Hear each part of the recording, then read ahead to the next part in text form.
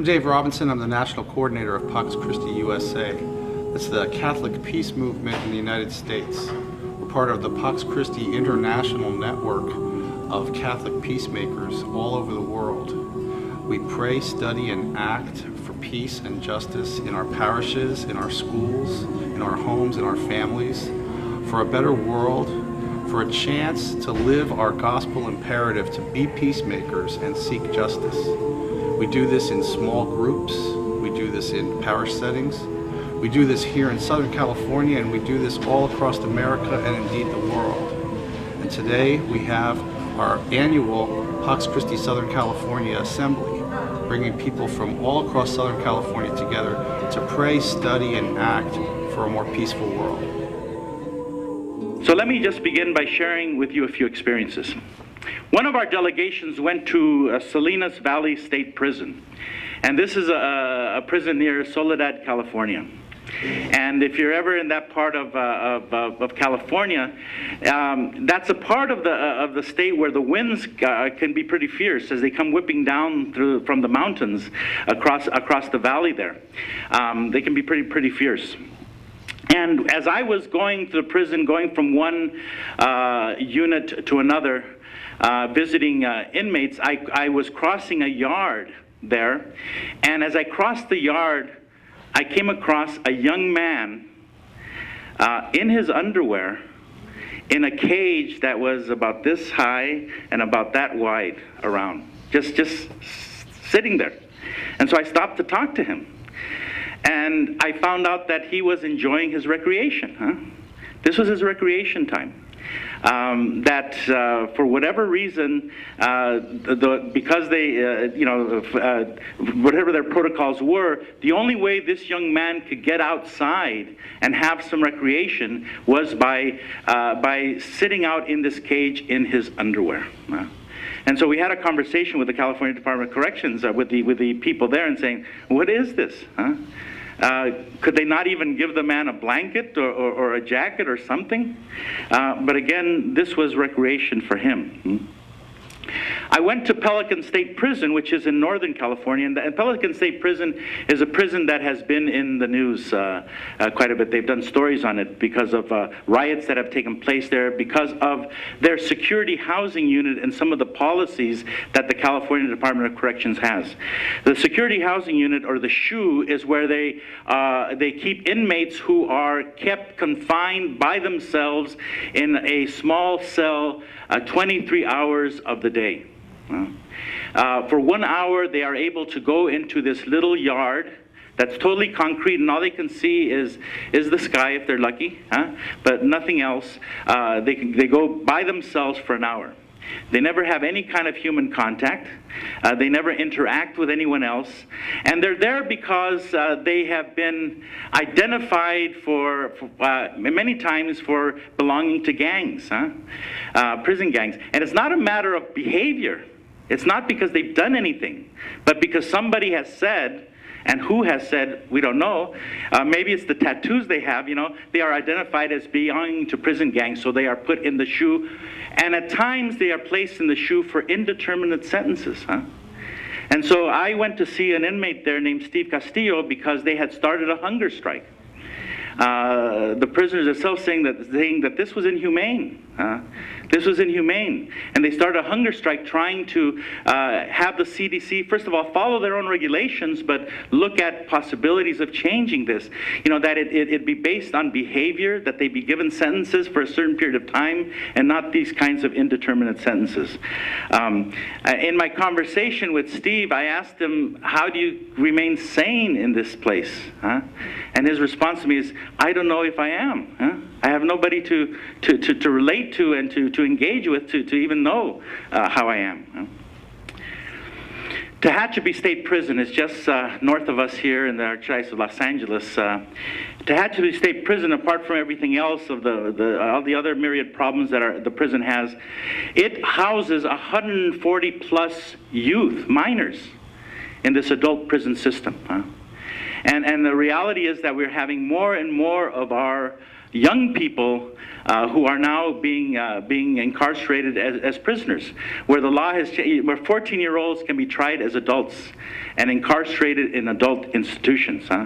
You know, and a sad commentary on our society when we give up on our children, and yet, you know, this is a reality. Women's prisons, you know, they have a host of their own particular problems and concerns. You know, and one of the concerns obviously would be the whole question of sexual harassment and how women are treated many times.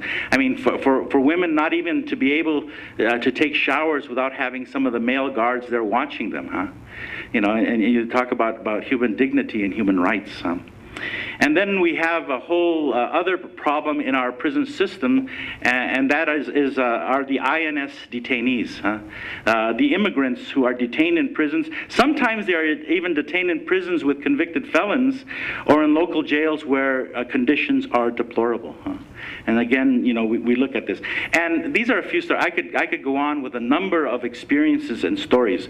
But I'd like to give you some statistics for our prisons here in the state of California.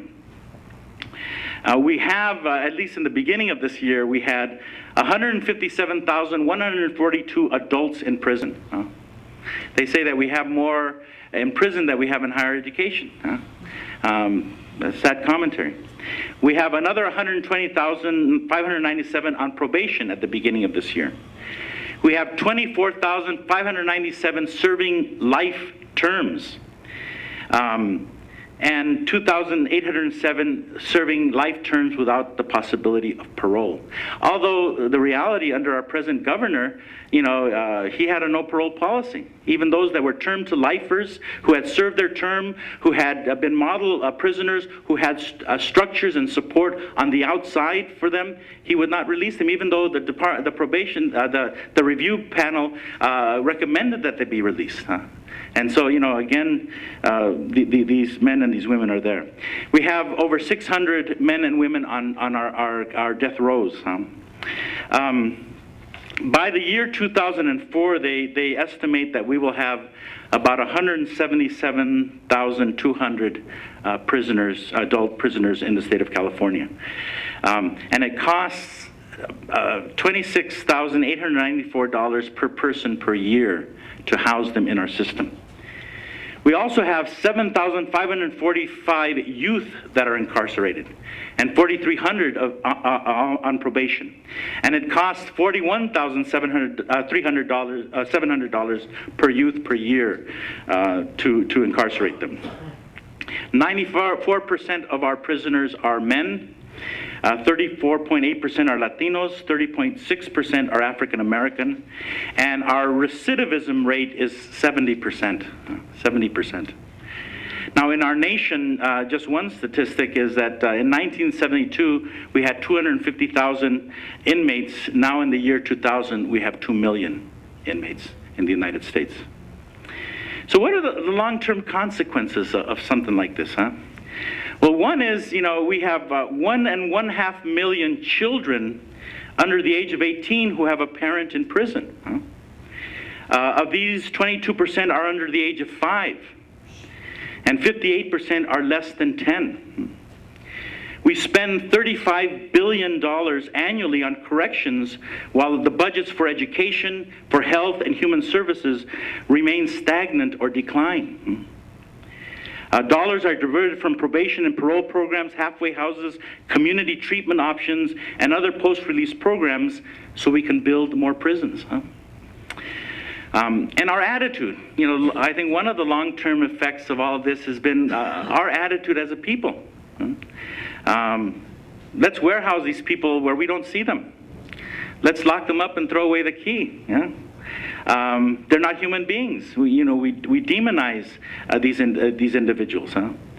And so it's not one of rehabilitation, and it's not one of restoration, but rather one of punishment and dehumanization.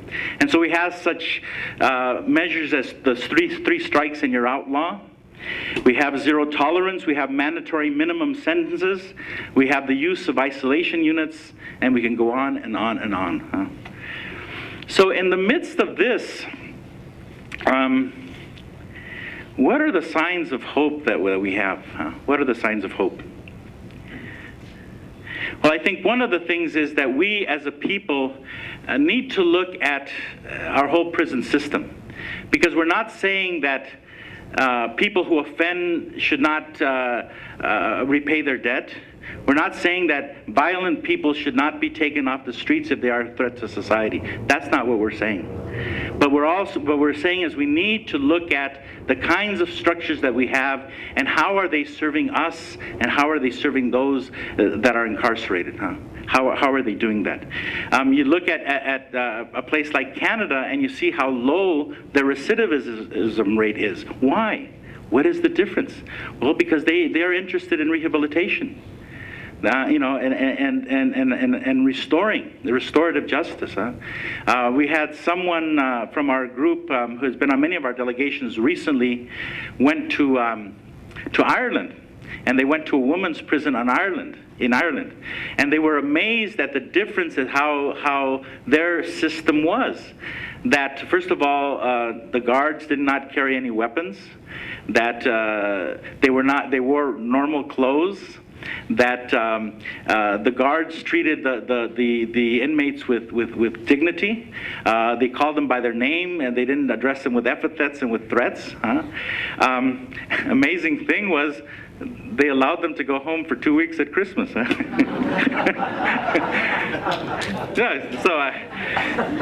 but as I said, one of our a couple of our people who had been to many of our delegations went to that, and they said it was unbelievable. But what they saw was a whole different attitude. How is it that you work with those who have offended? And how is it that people do pay back to society? And how is it that the community gets involved as well? And so we need to talk about the whole question of restorative justice, because our vision of restoration should be rooted in God's plan for creation. We are created in God's image and likeness. And all of us have dignity. And it doesn't matter who we are. It doesn't matter what we've done. We do not lose that basic dignity that is for all of us. And even the person who has done the most heinous crime is more than that thing that he has done, or that she has done. We need to understand that we are all created in God's image, and we are all children of God. And so we share that human dignity. And God's desire for us is that we live in peace and in harmony. So how is it that we can affect that in our reality? And as I said, I've talked about the importance of restorative justice. Crime is not merely to be seen, I don't think, as a violation of laws and an offense against the state. That's not how we should see crime. We must see crime as a violation of persons and a breaking of relationships. And I think this creates the obligation to make things right. Restorative justice then, and that whole concept of restorative justice, involves the victim, the offender, and the community trying to seek solutions to promote reparation, conciliation, and trust. One of the things that this approach will do is that it will reject that one-size-fits-all mentality. Or that you offended, so we lock you up and we throw away the key. We need to explore more programs and methods of treatment. It's amazing how many, when you go inside, how many of these men and women are there because of substance abuse. Our prisons are filled with them. And we need to explore programs and methods of treatment. We need to confront the reality of mental and emotional illness, because that's a huge reality with many of the men and women who are incarcerated. We have to explore the possibility of compassionate release. There was a man in one of my visits who had been injured while in prison, and he was a quadriplegic, and he couldn't even talk. And he was just immobile in a chair, but he's serving a life sentence, so he's going to be there in prison under those situations for the rest of his life.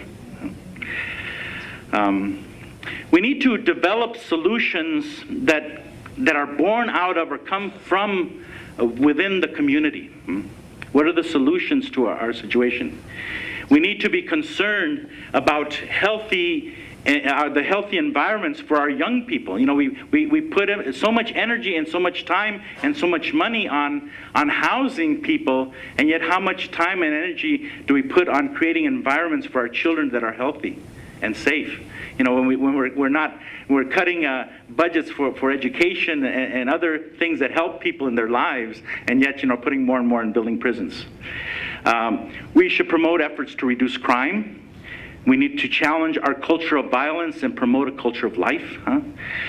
We need to animate programs that offer mediation between victims and offenders and restitution as well. So there are a number of things that we as a community need to do, but we need to change the attitude of those who are in making the laws. We need to change the attitude of the California Department of Corrections.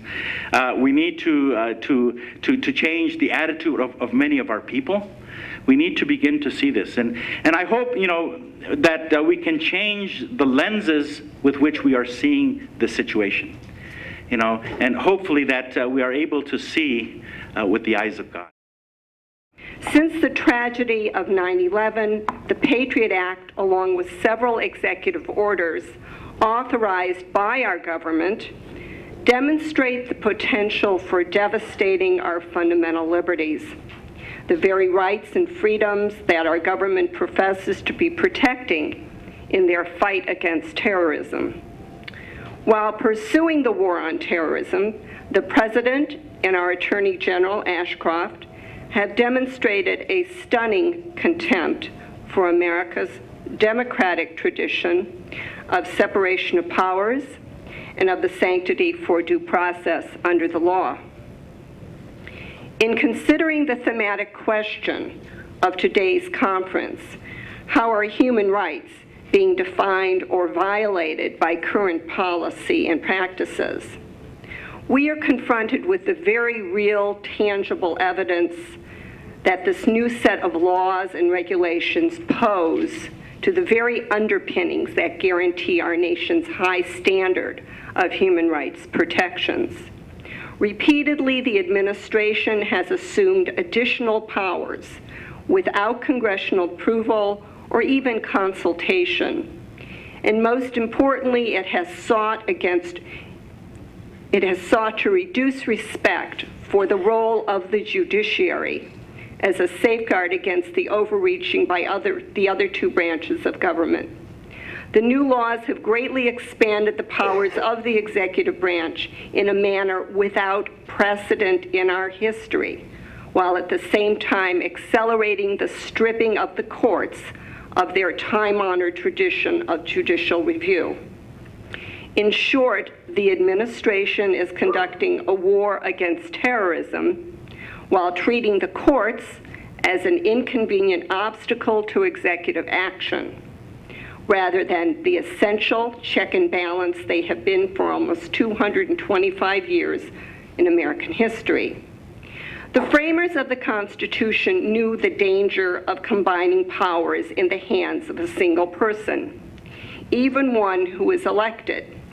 As James Madison, the architect of our constitutional democracy, explained, quote, "The accumulation of all powers, legislative, executive, and judiciary, in the same hands may justly be pronounced the very definition of tyranny," unquote. Let me go on now and give some background and some heft to what is contained in the Patriot Act, and also describe some of the other assaults on our civil liberties. With great haste and in secrecy, and in the name of the war on terrorism, Congress passed the USA Patriot Act, which is an acronym for Uniting and Strengthening America by Providing Appropriate Tools Required to Intercept and Obstruct Terrorism.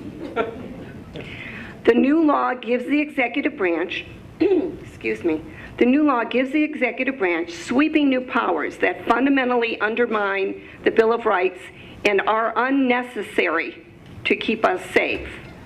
Soon after the tragic September 11th terrorist attacks, Attorney General John Ashcroft sent to Congress a proposal containing the Justice Department's wish list for increased police powers with little or no judicial oversight.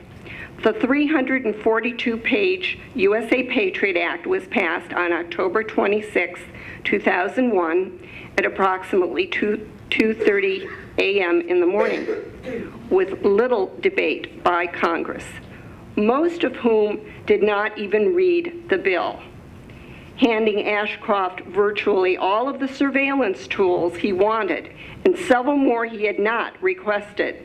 The following day, the Washington office of the American Civil Liberties Union was deluged by calls from congressional staffers asking, "What did we pass last night?"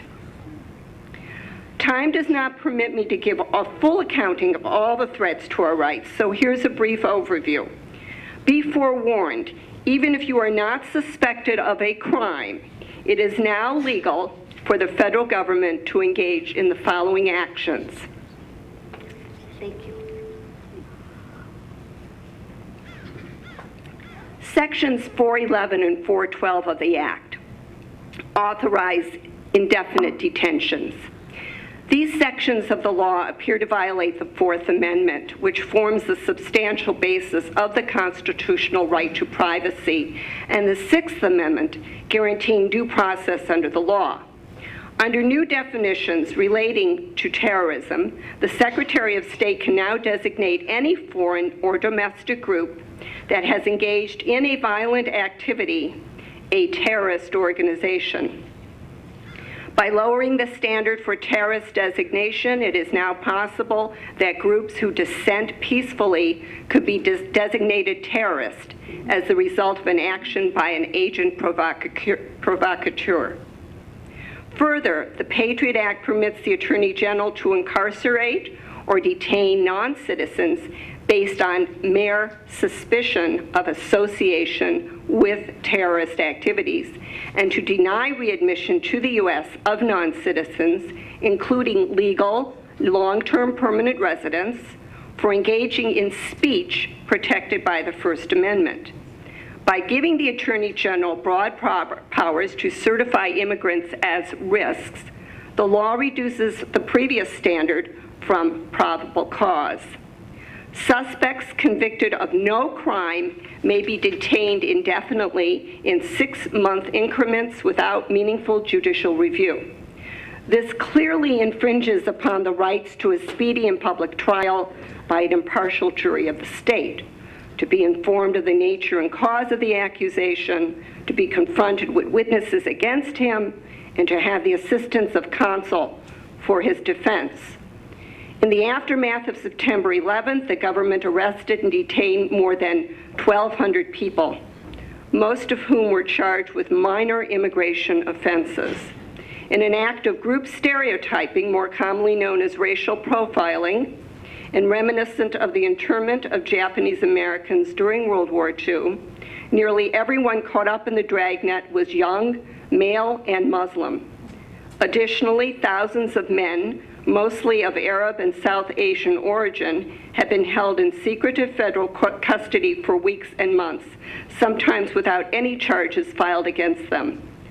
The government has refused and continues to refuse to publish their names and whereabouts, even when ordered to do so by the courts.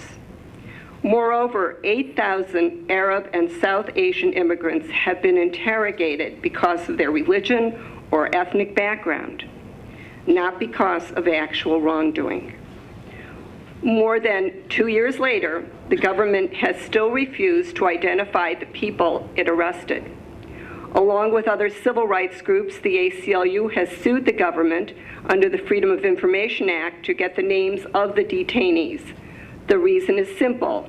As one New Jersey court recently explained, quote, "Secret arrests are odious to a democratic society."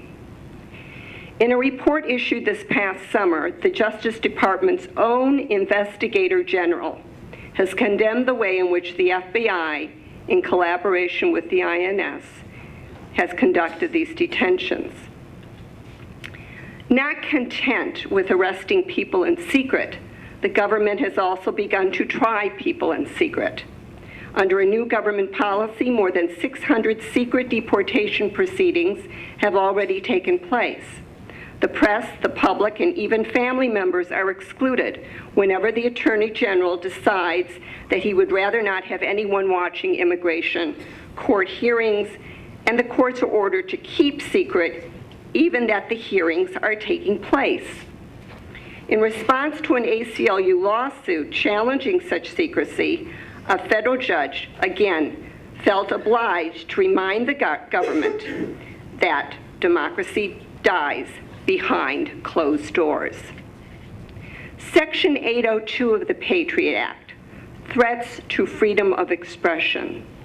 This section of the Act creates a new crime, domestic terrorism, which it defines as acts as dangerous to human lives that are violation of the criminal laws of the United States or any state, and that appear to be intended to influence the policy of a government by intimidation or coercion.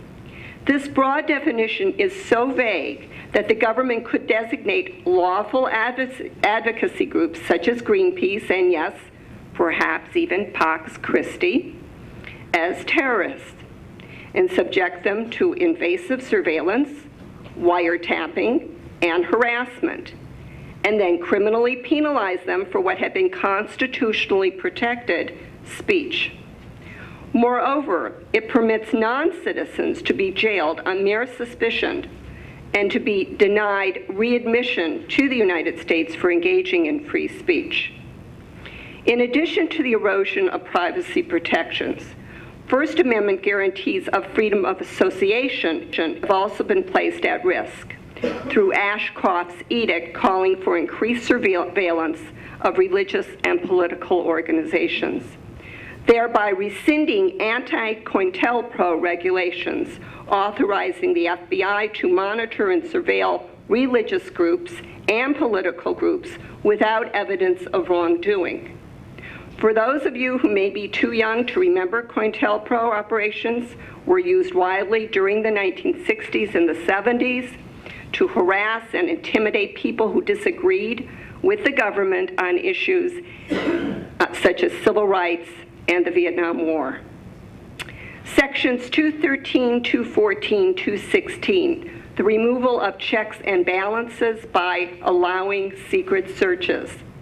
This part of the Patriot Act minimizes the power of the courts to prevent lawful enforcement authorities from illegally abusing telephone and internet surveillance in both anti-terrorism and ordinary criminal investigations of American citizens. For example, the Fourth Amendment protects us all against unreasonable searches and seizures, but under the USA Patriot Act, the government has expanded its ability to conduct black bag or sneak and peek searches. This means that government agents can now enter your residence or office with no one present. They can search through your private effects and in some cases seize physical property like the hard drive from your computer and keep them from you and from finding out for days, weeks, and even months that a warrant was even ever issued. Section 215.508, the devastation of privacy protections. The First Amendment does not permit the government to monitor our reading habits, but under the Patriot Act, the FBI can get the courts to rubber stamp their demands for information about the books you read, obtain your library records, a list of magazines you subscribe to, websites you visit, and your medical records, all without your knowledge. Even more outrageous, it also places a gag order to prevent anyone from disclosing that they have been ordered to produce such documents. This section puts all of us at risk for exercising our free speech rights to read, to recommend or discuss a book, or to write an email. It also denies booksellers and library personnel the free speech right to inform anyone, including any attorney, that the FBI has asked for someone's reading list. Section 218, the lowering of investigatory standards. This section of the Act amends the Foreign Intelligence Surveillance Act, FISA. And I might add that many of these sections amend that Act.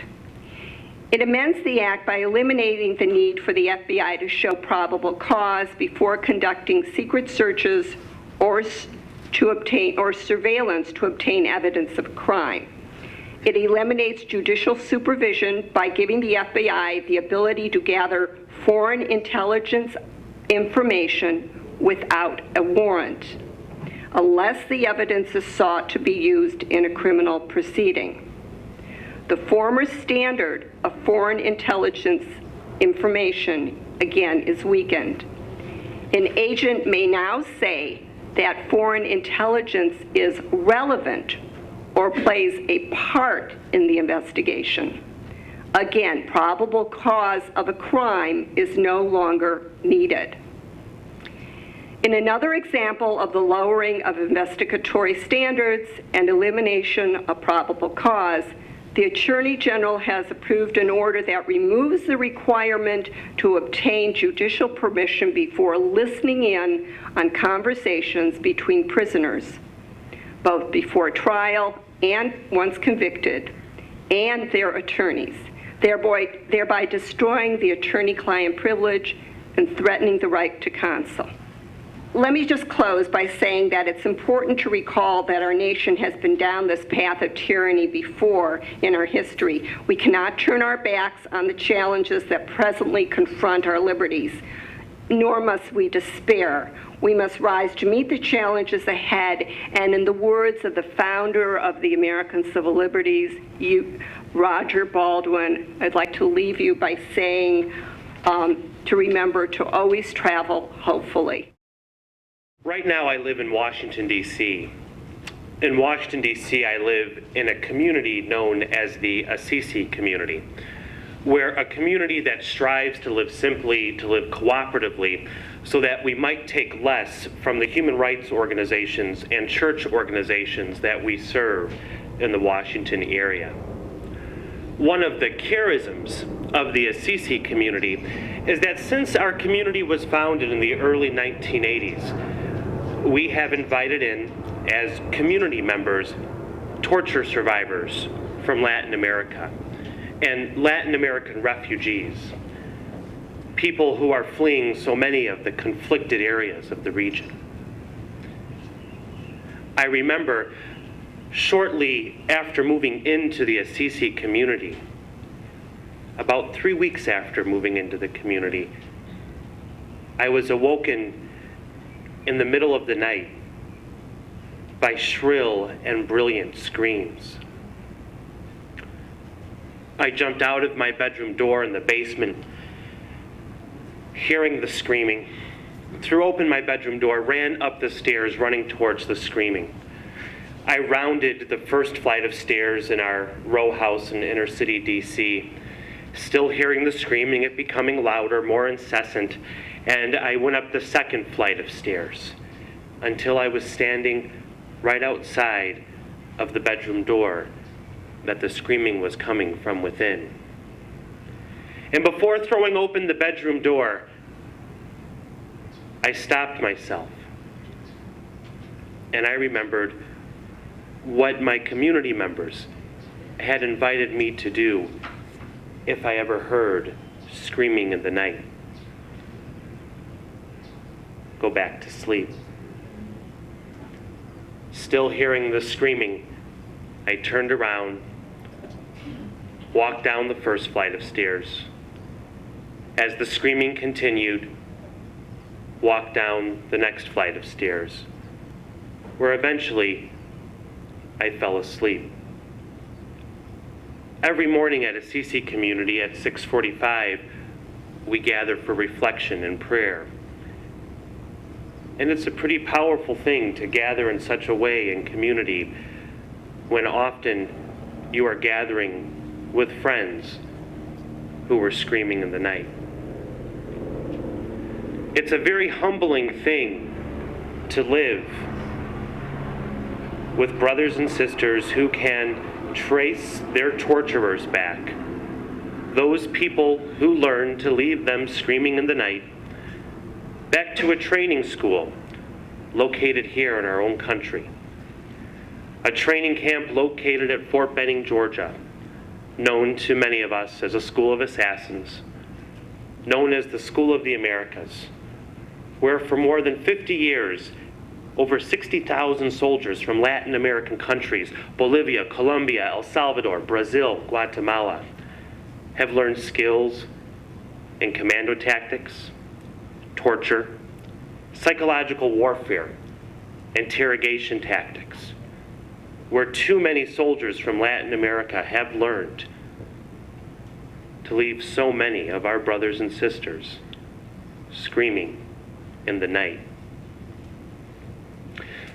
I think when we discuss topics like postmodern warfare, it's very easy for us to disconnect the reality, the personal reality of what militarism is and what motivates militarism from conversations that could lead us in a more academic pursuit.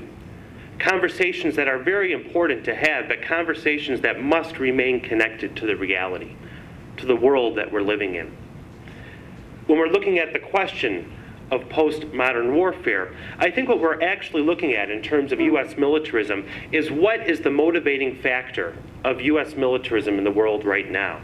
What is the motivating factor in terms of policy that has U.S. soldiers located in more than 140 countries in the world? What is the motivating factor that a school of terror like the School of the Americas exists, but the School of the Americas being only one of 275 U.S. military bases that trains foreign soldiers throughout the world right now? The School of the Americas, a deplorable example of human rights abuses, but the School of the Americas, an example of the reality that the majority of U.S. military training that's taking place right now, over 60% of that training of foreign soldiers, is not taking place in the United States at these 275 bases. It's taking place by U.S. Special Forces. U.S. Special Forces on the ground in Nigeria, on the ground in Colombia, on the ground in Indonesia, actually doing training that's more difficult to monitor than the training at the School of the Americas. I think when we discuss this question, it could be helpful to look at the School of the Americas, how that exists in terms of U.S. militarism. And I think when we look at the School of the Americas and why that exists, it will be possible for us to also see why are we occupying Iraq right now with soldiers? Why is it that we have a deployment of soldiers, U.S. soldiers, in over 140 countries in the world? About 2 years ago, I led a human rights delegation down to Colombia. And we went down to Colombia to investigate recent human rights abuses allegedly committed by graduates of the U.S. Army School of the Americas. Our community went down to Colombia, and immediately we boarded a cargo plane and went down to Putumayo, a city in the south of Colombia, or a state, in the south of Colombia. We boarded a dilapidated bus, and we went on our bus and went on meandering rural road after meandering rural road deep into the campo, into the countryside of this rich area of the Amazon basin. As our bus traveled into the countryside on this rural road, it was interesting to note that to our left on the road through the entire journey, there was an oil pipeline, a pipeline which went out to the coast, a pipeline which we would later learn from meeting with members of the Colombian military that was their primary primary area for defense being in the area, that the pipeline was the most important thing for them to defend in the area. The pipeline that eventually would reach the coast, where U.S. ships take that oil directly up the coast to the United States. We traveled on this rural road, going into the countryside, and eventually on the sides of buildings, on old walls, we found spray-painted sayings in Spanish, translated, "The town of El Tigre will be destroyed. The town of El Tigre will be wiped off the map." As we journeyed on this rural road, the signs became more clear. We saw the signs more often. "All who reside in El Tigre will be no more."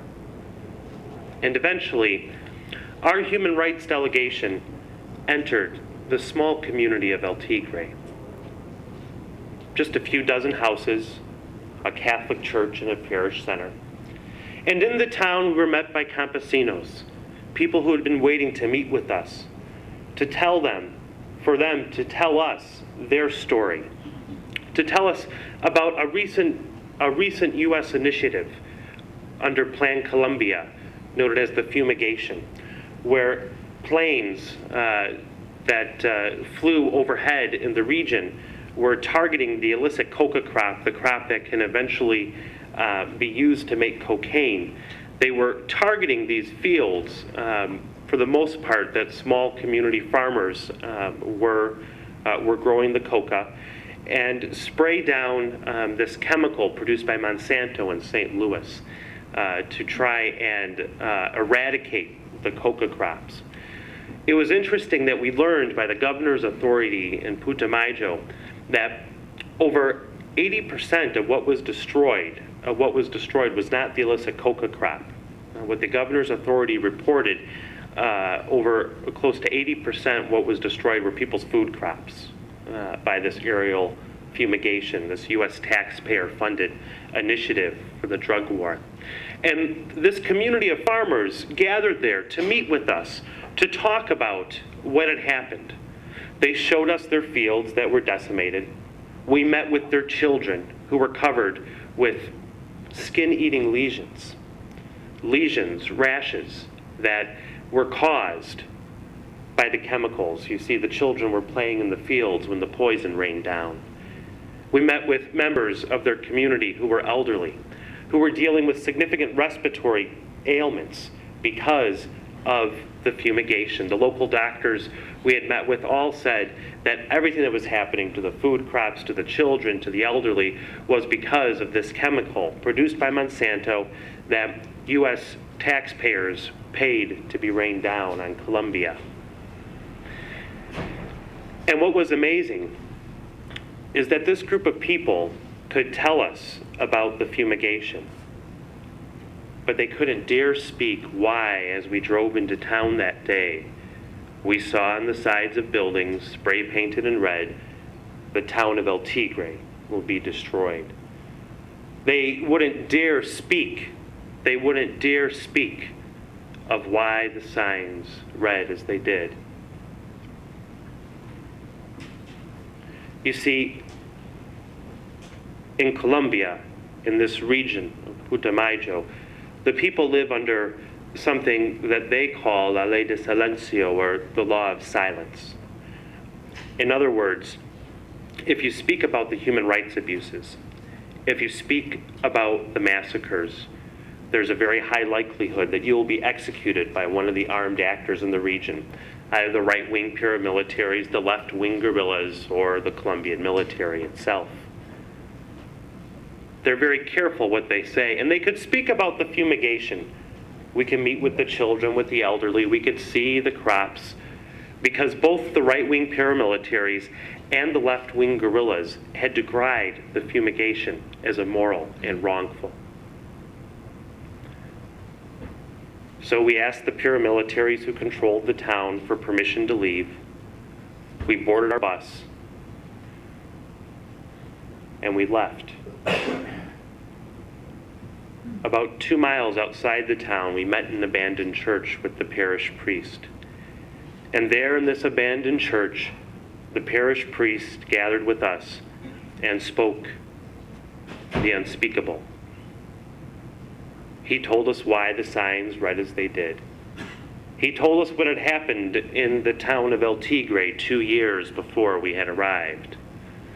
You see, this entire region was controlled 5 years ago by the left-wing guerrillas, by the FARC.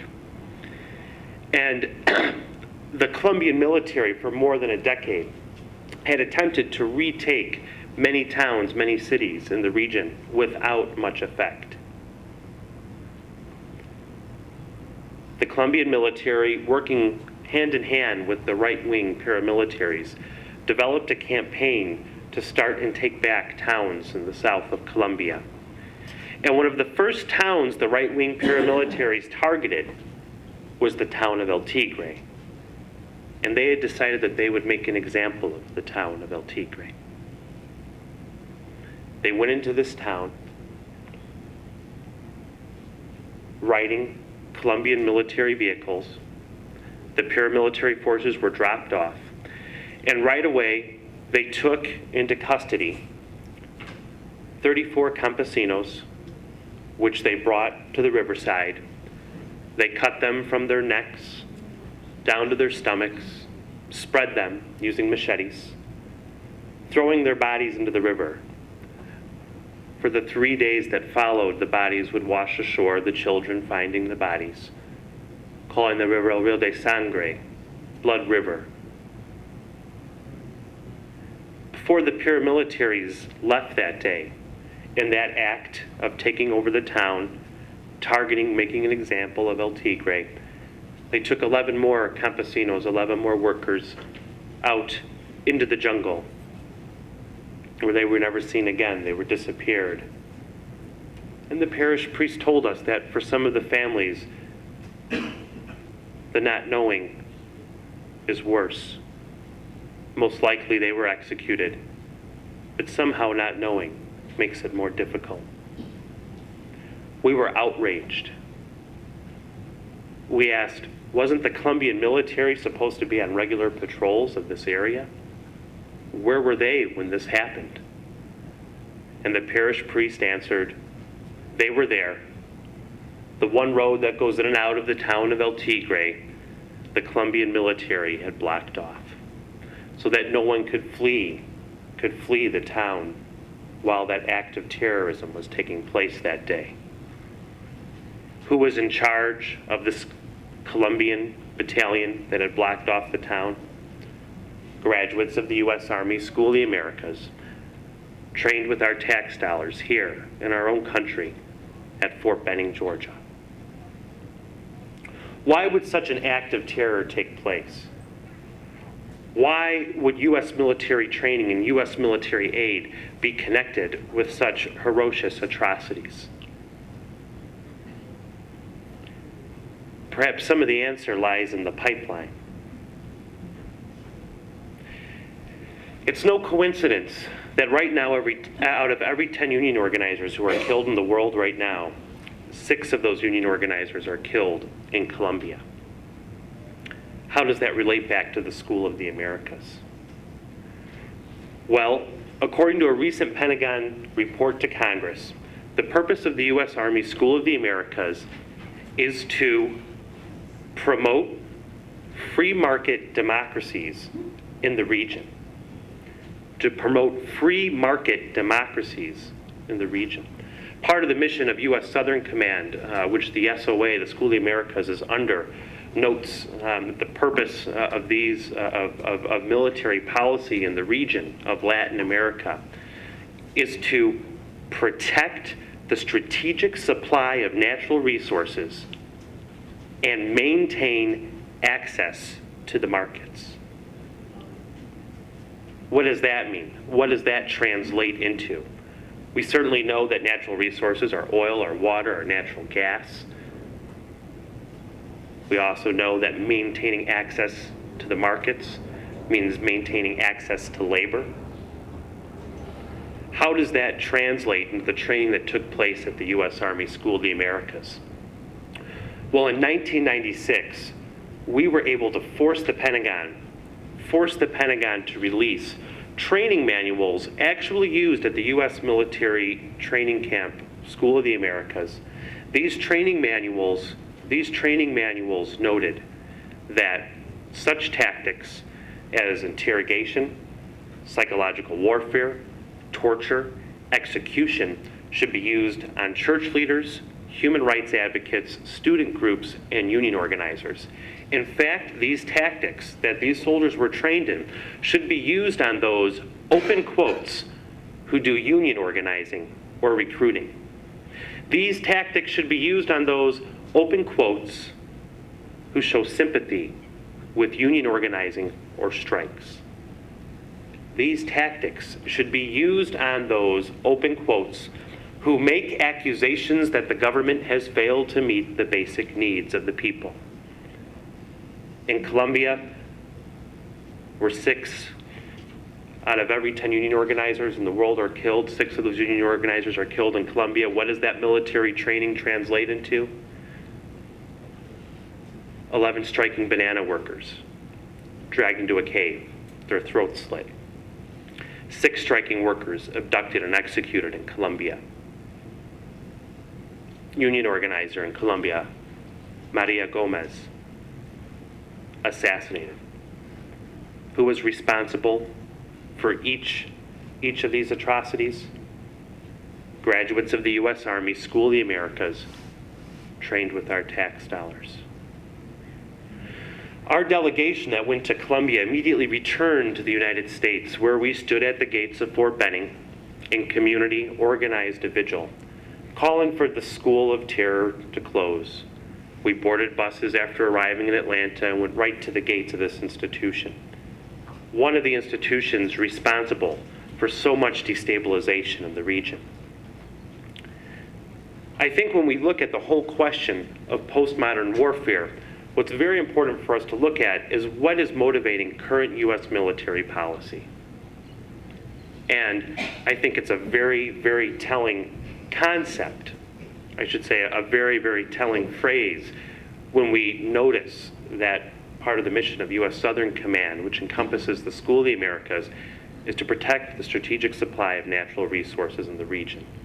And protecting that supply comes at a very high cost. When we look at militarism, we can't escape how militarism is controlling, how militarism is attacking, how the results of militarism are torturing innocent people in Latin America. We can't dismiss the connection of globalization, the economic connection that's motivating U.S. military policy right now. So I invite you to stand with me, to stand against U.S. militarism, to have a deep analysis of globalization, to stand at the gates of Fort Benning this November 21st through the 23rd, so that no more of our brothers and sisters in Latin America are left to scream in the night. Without historical context, some background, any serious consideration of Israel-Palestinian conflict is really impossible. This surely is important for our purposes today if we are to look for peace-producing activity, if you want peace action or conflict resolution. A great deal of misunderstanding of this situation in the West stems not only from not knowing the history, but from being deliberately misinformed about this history by partisans of Israel. Palestinians alike will oversimplify and engage in mythology. We will discuss some of the religious ideological patterns and the basic historical development that have obscured a better understanding of this problem in the Middle East. I don't know if I'm too close to this, or is it sounding okay? All right. The Israeli-Palestinian conflict can be seen as the product of the clash of 3 histories. These are first the history of Zionism as a movement of Western and Eastern European Jews, not Eastern Jews, but Eastern European Jews, seeking to escape from an anti-Semitic environment in Europe, to return to what they saw as their historic homeland, and not saying a state, a homeland, and then later to seek and found a Jewish state. So hidden in this is an oblique reference to the anti-Judaism and the anti-Semitism of Christian society in Europe. Don't think that the way we have been socialized over centuries is necessarily the way the Eastern churches have been socialized to look at Jews. It's an important consideration, a very important consideration. Zionists began planting small colonies of immigrants in Palestine in the late 19th and early 20th century. What's called Aliyah, or movements of Jews to Israel, the first one was in 1852, started in 1852. In addition, there were colonies set up by individual Jews who really weren't going there with the idea of establishing a modern state. They were going for more purely religious or personal reasons. The second clash element or history is Arab nationalism that emerged from the disintegrating Ottoman Empire in the Eastern Mediterranean and Near East, and sought to found an Arab state that could include the whole of Arab-speaking world from Syria to Saudi Arabia. But in time, that Arab nationalism has become split into a variety of Arab nationalist positions, roughly corresponding to the states that we know, and also a Palestinian nationalism, even though there was no state for Palestinians as Arabs. Before I go on to talk about the Eastern European, the third element, there's a couple important myths that we might note. One is that Arabs and Jews, Israelis and Palestinians have been at each other's throats for centuries. It's not true. Often you've read that, and that's part of the reason for throwing up your hands. No, who can do anything about it? No, being at their throats is primarily a post-World War I, and even more importantly, a post-World War II phenomenon. I'm not saying there weren't disputes or problems, but they weren't at each other's throats.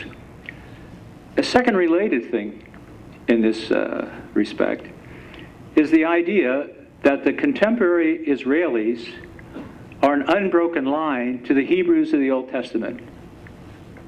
They are no more an unbroken line than the Palestinians are the Amaleks of the Old Testament.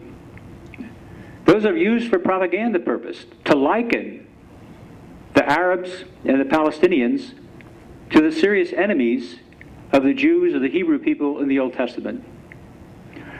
I'll make this a little bit clearer as I go on, why I'm arguing this way.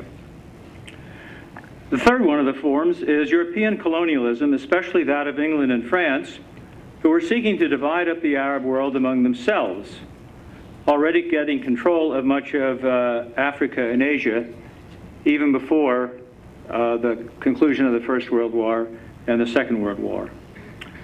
During the First World War, the British entered into conflicting agreements, 3 conflicting agreements. They promised the symbolically important leader of the Arab world, the Sharif of Mecca, that they would support Arab independence from Ottoman rule if the Arabs sided with them against the Germans and their allies, including a newly emergent Turkish state. The Ottoman Empire is a larger empire that includes Turks, which existed for approximately 200 years. The British and the French also made secret agreement. The British and the French also make a secret agreement, and this is known as the Sykes-Picot Agreement of 1916, S-Y-K-E-S and -P-I-C-O-T, to divide up the Arab world into 5 areas: Two areas which became defined as Syria and Lebanon would become French Mandate regions, and two that had become defined as Iraq and Jordan as British Mandate areas, and a special mandate for Palestine, which would include an international zone under French, British, and Russians. In the San Remo Agreement of 1920, these are the various agreements after the First World War, it confirmed these British and French mandate areas. Palestine was ceded to the British. So the British were given special control then of what would become a modern Palestine.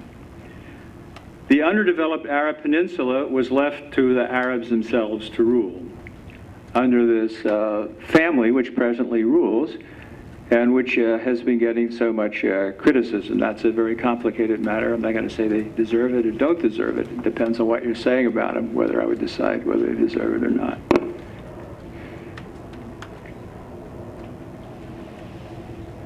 The undeveloped, okay, the third agreement, and this is important, was the Balfour Declaration of 1970.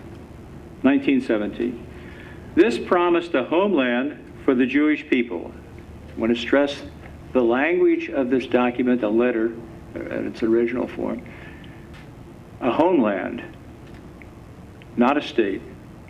A national home in Palestine under the sponsorship of the British. Now, in the question period, we might spend a lot of time talking about the exact wording and the significance of the Balfour Declaration. But this is another one of these agreements. You see, this case, the British government is making an agreement with Jewry around the world, or those who claim to speak for Jewry, who were seeking to have a homeland and eventually a state in Palestine. The Arab world was outraged by these two agreements, or the second agreement. They were seen as a betrayal of the promise of an Arab state. Instead, there was Western colonizing of the area. I'm using that word deliberately, colonizing here. Colonizing of an area. Protests took place throughout the Arab world, leading eventually to an independent Arab states in Iraq, Jordan, Syria, and Lebanon. It is important to see that these Arab states had not existed before the First World War. They often, those names could have been used, but they were geographical or cultural terms rather than specific territory associated with a state. Some of us have learned something about that in respect to Iraq in the last 2 years or so.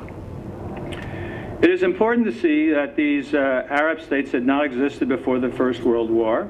Their borders were being defined by this process of European colonization. It's not just that they defined them. I want to emphasize what's happening in the Middle East is a continuation of the expansion of Europe. It's a continuation of the conflict between European powers as to how to divide up the world and how to control it for its resources and for security arrangements for themselves.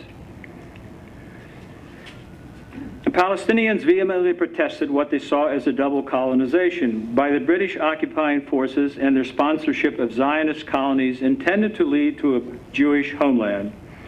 Palestinian protests during the British Mandate period led to open rebellion, which was violently suppressed by the British, using laws of collective punishment, which are still employed by the Israelis to control Palestinian uprisings.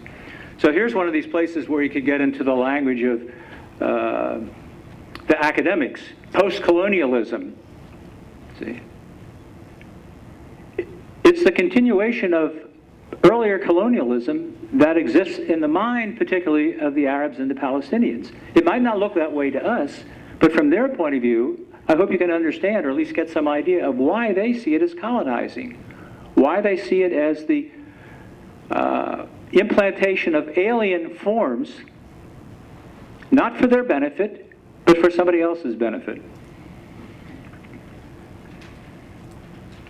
I also think it's important to realize that the collective punishment is used by the Israelis. They've never rescinded these British rules. They've kept them in place so they can have the mask, I use that word too, or the facade of having something legal, and that gives it a kind of legitimacy. A similar thing was done in India too. Have you seen the Gandhi movement?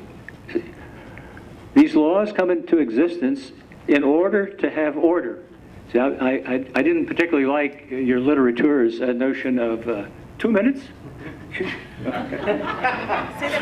I knew I should have stuck to this thing. During the Second World War, the British feared the possibility of an Arab alliance with the Germans. They sought to pacify Palestinians' protests by issuing a white paper forbidding further Jewish settlement in the region.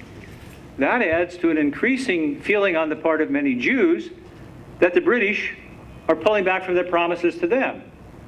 So now there is a war, essentially, going to develop between the occupying British in Palestine and the Jews who want a state.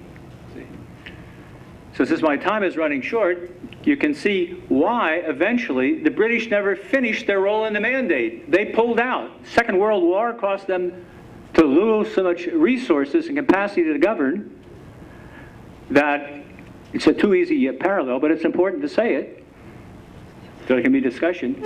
They pull out both out of Palestine and out of India. See? They pull out of those two countries because both of them are too hot to handle. There is a direct line between what Bishop Zavala spoke about in the prison system in California through what each person presented, ultimately ending with this concept of globalization.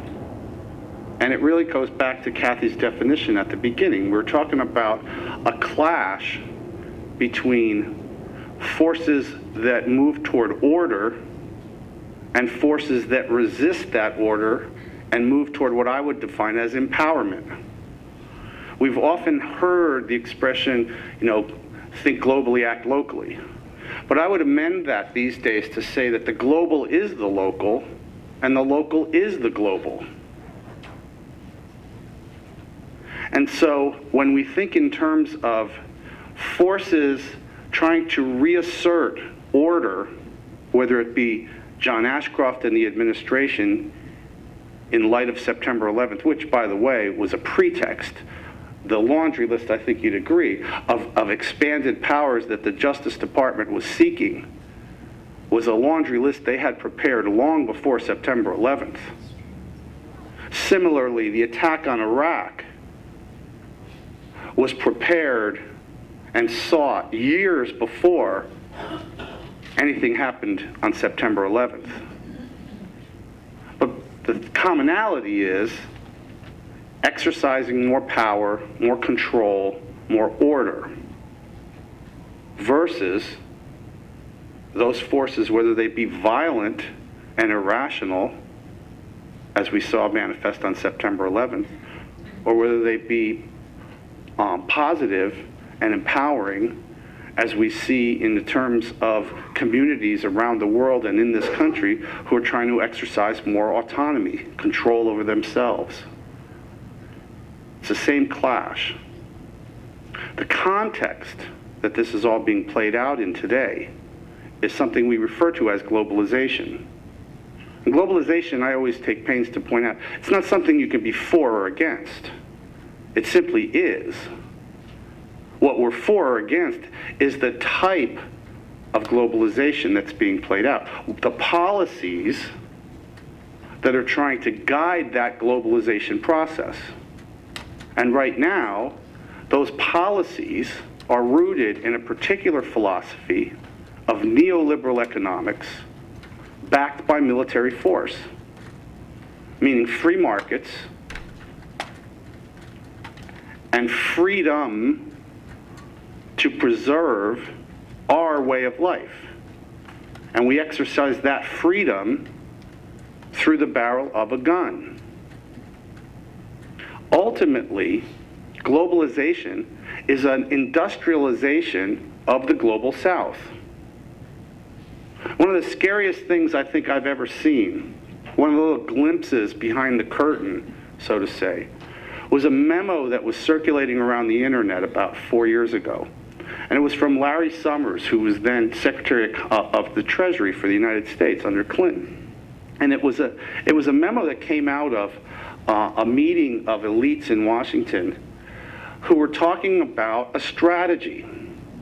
And it was Summers' memo to these folks where he was talking about how they had identified a deficit of pollution in the global south. There wasn't enough pollution in the global south. It was in a deficit. And so what they were crafting were policies that would move the dirtiest industries, the most poisonous industries, from the north to the south. Obviously, if we're not doing our best to pollute the south, we need to do a better job, right? But just that mindset, and it was devoid of any humanity. It was simply looking at what was out there and how can we best capitalize on that to our own benefit. And I would point out to our very short-term benefit, since these forces still don't recognize that what happens in the global south has as much of an impact on us here in the north. But that process of globalization, of an economic model of supposed free trade and democracy, is what the meta-narrative is that's being written out there that we get from Fox News and the administration, and is promulgated through the, I think it's an average of 180 TV channels that most Americans have access to, you know, none of which are giving any information, but they are reinforcing this narrative.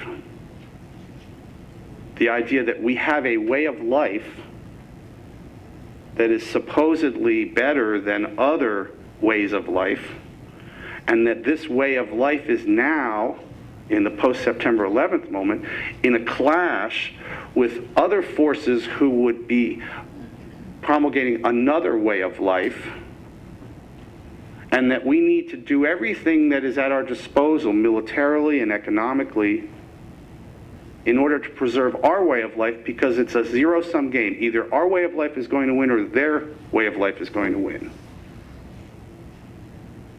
That's the meta-narrative. That's the context. That's the way it's presented to us. But the reality is that it's the same old story of those who would impose order for their own benefit, as opposed to those who would seek greater autonomy for the expression of their own lives and their own ways of life. Now, when we look back and we see what we've listened to this morning, the thread that runs through it for me is a gospel imperative. I believe that we are at a kairos moment, that Christians and people of faith need to make a choice. Which narrative are we going to give our allegiance to? We're told in the Gospels to visit the prisoner. And so we listen to Bishop Zavala's very compelling stories of the human degradation in our prison system. But what occurs to me as well is that when we're told to visit the prisoner, it's not simply an act of compassion that would bring a benefit to the person we're visiting in the prison, but more importantly, it's an opportunity for our own eyes to be opened and for a transformation to occur in ourselves.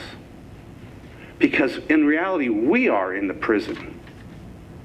We are a prisoner of that meta-narrative. We are a prisoner of the hype that is built around us. And the only way to break through those prison bars is by the very human act of visitation, of experiencing what the other is experiencing, and having our eyes opened to their experience, and ideally to our own role in that experience. How are we perpetuating that circumstance? Through our own blindness.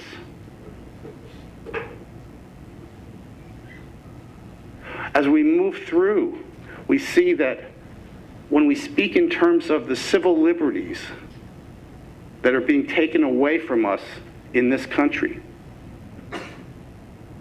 And I think what needs to be even more explicit is that, for the most part, to this point, the civil liberties, the vast victims of the Patriot Act are all non-U.S. citizens of any stripe, including legal residents, who have essentially had, America stood apart from every nation in that in our Constitution it says all persons residing in the United States shall have these rights. Not all citizens. We were unique in the sense that the American dream was about providing a level of moral life relative to law and civil society and civic society that extended to anyone here. And that has been abandoned by this administration. Most folks don't connect with this yet. It's that old story about, they came for first they came for the Jews, and then they came for the Catholics, and then they came for the socialists, and then finally came for me. The way that we get past that is by experiencing, in a solidarity sense, what is happening. What happened to my neighbor, Ahmed, that's lived here for 14 years, and all of a sudden, he's not there anymore. He's gone. He was suspected. He had a cousin. He gave money to an organization, whatever. It's in that connection of what's happening to individual people that we learn to break down those bars that are imprisoning us in our own myopic vision of what our way of life is and what America is. Eric was compelling in the images that he shared of what happens to his own housemates in the struggles that they went through in living in Latin America, and what he experienced on the delegation when they went to Colombia, and what I'm sure many of you have experienced when you crossed those borders and went to the other side and lived and experienced what are people here experiencing. That is the most compelling way, I think, out of the prison that we've all erected for ourselves. And then we think about the Middle East. Something very, very important that Herm said to take up this afternoon was the idea of creating parish twinning programs with Palestinian Christian parishes, and the idea of setting up sister city relationships. Again, for me, that is exactly where I think we're called to be, because again, it exposes us to the realities of the other in a way that we can no longer deny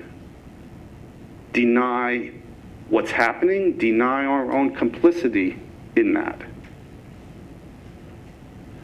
Ultimately, for me, the driving force under the surface of globalization is a very old force, and it's called racism.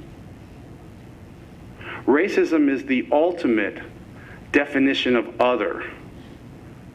It's the easiest, the oldest, the most powerful way that we separate ourselves from one another, because it's literally in your face.